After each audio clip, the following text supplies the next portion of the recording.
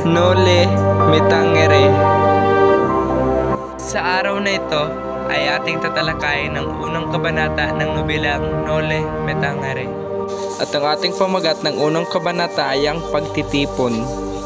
At ito ang mga talasalitaan: bantog, kilala; bukas palad, matulungin; garil, utal magsalita; hindi magkamayaw, hindi matahimik; kalansing, tunog; katiwasayan, katahimikan; makihalubilo, makitungo; maluho, magastos; mapangahas, malakas ang loob; napapanganyaya, napapasama; piging, pagtitipon; pulutong, karamihan o pangkat ng mga tao; walang habas, walang galang.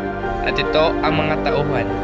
Una, Tia Isabel, ang pinsang babae ni Kapitan Tiago. Siya ang tagapangasiwa sa handaan.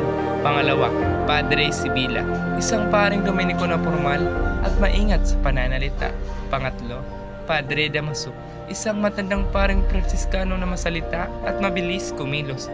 Pangapat, Teniente Guevara, ang tiniente ng mga Guardia Civil.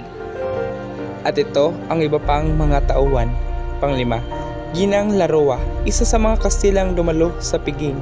Panganim, Don Tebrosio de Espadana, ang asawa ni Doña Victorina. Pangpito, Doña Victorina, ang asawa ni Don Tebrosio, mga panauhin sa piging na huling dumating. At ito ang buod na kwento ng unang kabanata ng nobelang Nole me tangere. Sa gabing iyon ay nakatakdang ganapin ang marangyang handaan sa bahay ni Don Santiago de los Santos, o mas kilala bilang si Kapitan Tiago, upang magsilbing salubong sa isang binatang kagagaling lamang sa Europa. Hindi naman iba sa kapitan ang binata dahil ito ay anak ng kanyang matalik na kaibigan. Ang bahay ni Kapitan Tiago na matatagpuan sa Calle Anloague ay napuno ng mga bisita. Isang malaking karangalan ang maging panauhin ng kapitan. Si Kapitan Tiago ay kilala sa pagiging matulungin sa mga mahihirap at nabibilang sa mataas na lipunan. Ang pinsan ng kapitan na si Tia Isabel ang tag-estima ng mga bisita, at ang mga panauhing babae at lalaki ay sadyang magkahiwalay. Nagpahuli namang dumating ang iba pang mga panauhin, kabilang ng magkabiyak na sina Don Tebrosio de Espadana at Doña Victorina. Hindi naman nagpahuli sa mga panauhin ng kapitan ang kinatawan ng simbahan sa pangunguna ni na Padre Sibila, ang kora paroko ng Binundok. Si Padre Damaso na sadyang magaslaw kung kumilos at magsalita, dalawang paisano, at si Teniente Guevara ang teniente ng mga Guardia Civil.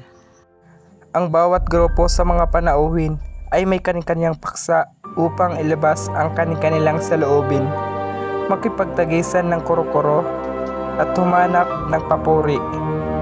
Ilan sa mga napag-usapan ay ang mga Indio o ang mga Pilipino ay ang siyang dahilan ng pagkaalis ni Padre Damaso sa parokya ng San Diego, kahit na matagal itong nagsisilbi doon. Ang monopolyo ng tabako, mga pulbura at armas at marami pang iba.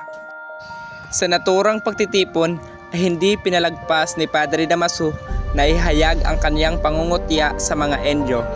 Ang mga ito raw ay hamak na mababang uri ng nilalang. Samantala, gumawa naman ng paraan si Padre Sibila upang maiba ang usapan, at dito ay pinasok niya ang pagkakatanggal ni Padre Damaso bilang isang kura ng paroko sa loob ng 20 taon. Ang paliwanag ni Padre Damaso ay hindi raw nararapat makialam ang hari ng Espanya sa pagpaparusa ng mga erehe. Tinutulan naman ng teniente ang sinabi ng mga pari, at inilahad ang parusa ay nararapat lamang raw sa pananaw ng Kapitan General.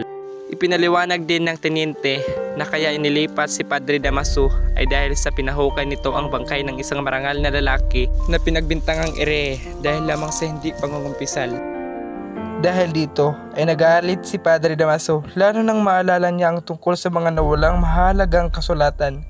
Namagitan muli si Padre Sibila upang pakalmahin si Padre Damaso. Kalaunay, lumawak muli ang talakayan sa pagtitipon.